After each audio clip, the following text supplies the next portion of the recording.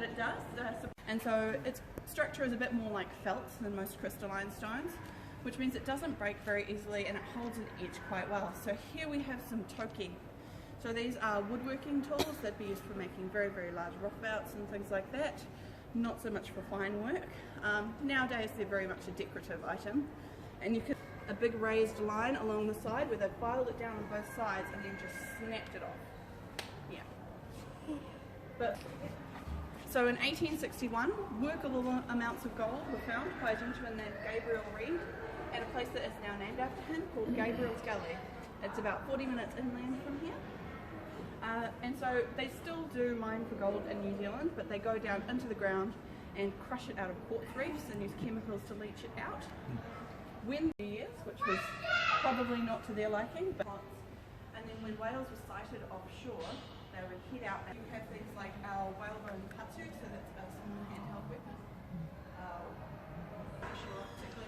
Sweet potato. The person in tribe who's discovered it, which is very cool.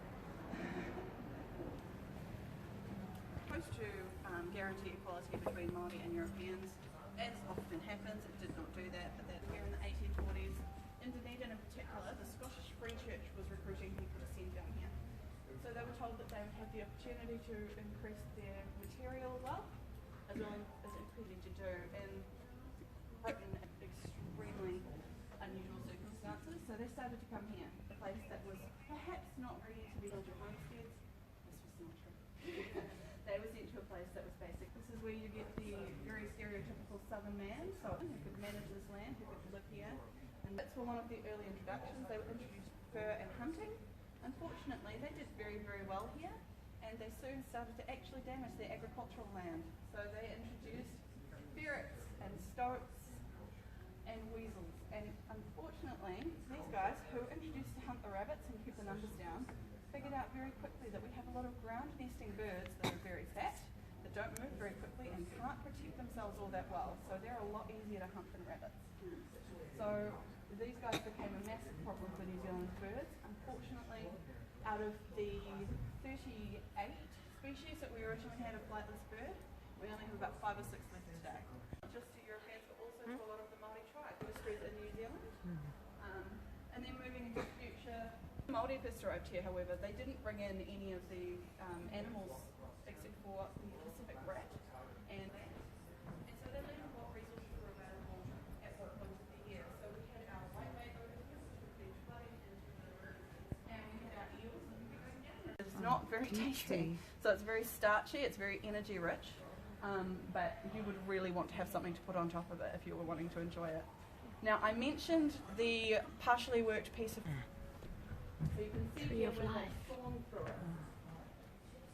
So we've got the rough edge and then we've got the saw mark through it. So that's just partially done in an abandoned area. Three rocks. Dunedin. I The should rock? take a picture of this for high school. Oh. Ooh. Now I have info.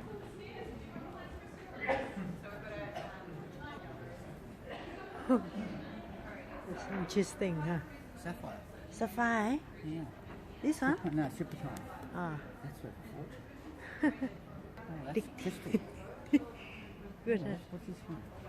India, South Africa and South America in there, and Antarctica looking very, very small and fragmentary. And you can see here that Antarctica has grown. So you might notice that we've got these light green patches underneath New Zealand there. So that is the Zealandia continent. So we refer to it as a continent, even though 94% of it is underwater. And we've found that they have very, very different geology. Our Chatham Islands. Down south we've got our subantarctic islands, and then New Zealand is smack bang in the centre of it. So of the Pacific and Australian plates, which means a lot of geological movement, which pushed us away very, very quickly. So being isolated for 80 million years means that when the large extinction of 65 million years ago at the end of the Cretaceous period occurred, our mammals and our dinosaurs were completely wiped out, but we didn't have any mammals to take their place. In New Zealand we had 3 species of mammal. They were all very small, very inoffensive bats who much preferred to wander along the forest floor eating bugs. So birds evolved to take the place of mammals, or in some places marsupials, like in Australia.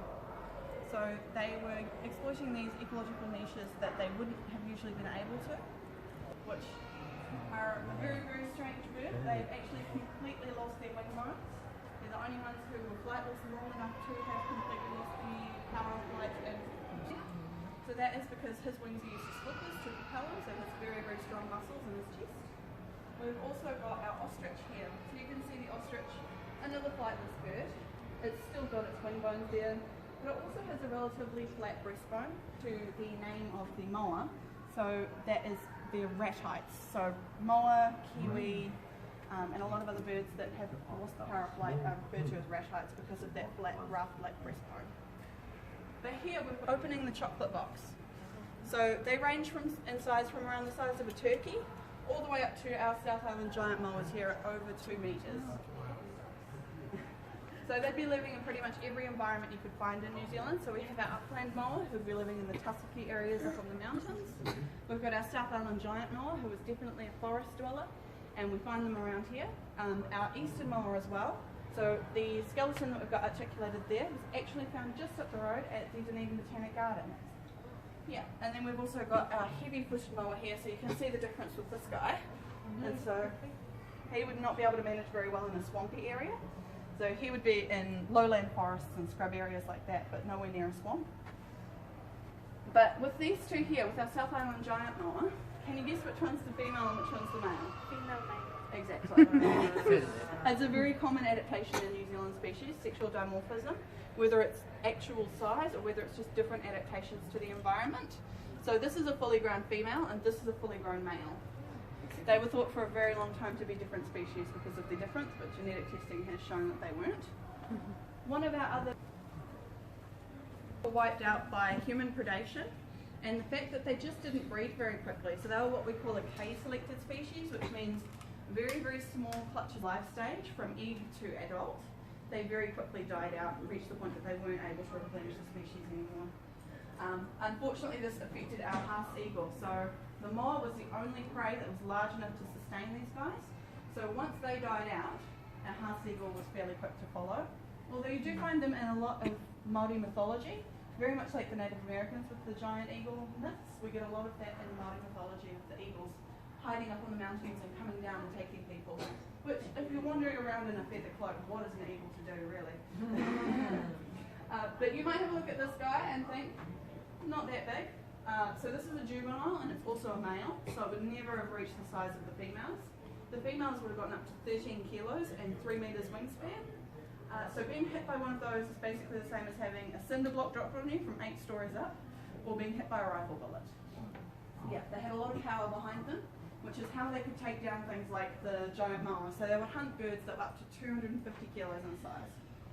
So that is very, very big prey for something like that to take down.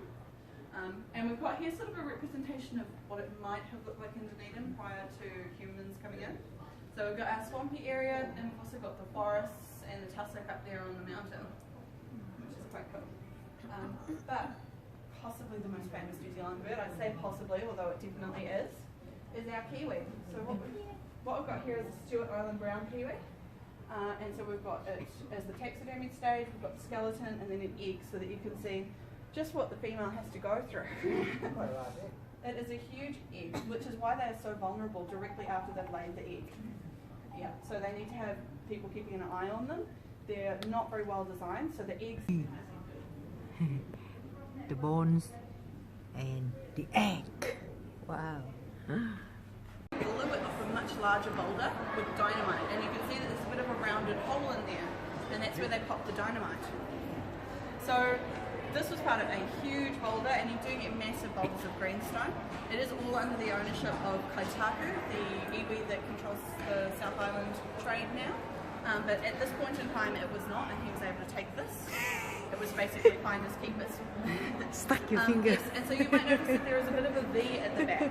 So his granddaughter, I mean, before he stuck your donated it, finger. asked if she would be able to take a piece for I herself. can do that, you're like, And so he said, yes, you can take a piece, but you need to use the traditional Māori methods, which, as I mentioned above, sandstone water, very, very labour intensive. So that is as far as she got, and that is months worth of her working. So yeah, it's very, very hard to work. It took a long time for you to be trained and skilled enough Wow. to actually do anything with this. And even to this day, you need to reach a certain level of Wow. And so it's laid out in the traditional manner. So we've got over here. Wow. Okay. Oh, big, huh? Side, but still. So you would be usually arriving by sea, especially down here. And so we have our waka, Te Paraniki. So this is what they call a waka tawa, a war canoe. It